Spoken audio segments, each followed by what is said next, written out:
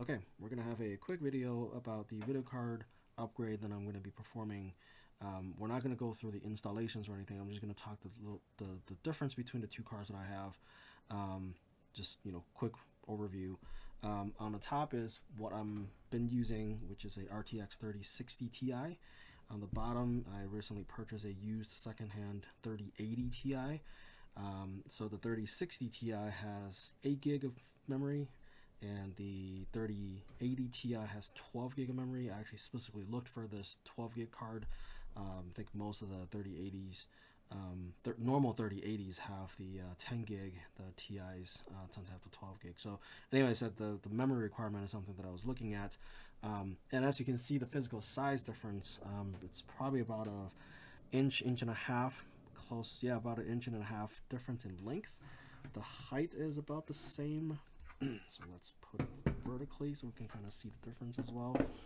The height is probably about maybe half an inch in thickness. And then they both have 3 fans, and they both have 2 8-pin power connectors.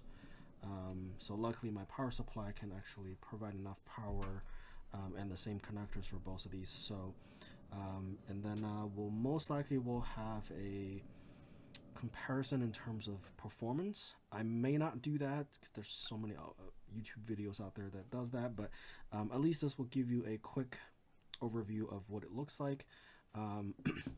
With the Gigabyte, I believe this whole strip here is RGB, and so the entire strip lights up when it's powered on. With the EVGA, the only thing that lights up, it's this little logo, EVGA logo, that lights up, and it does have RGB, but I personally don't really care.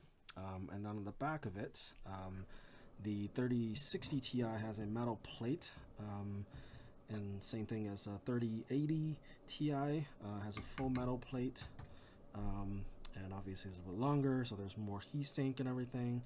So yeah, I'm looking forward to making this my main video card.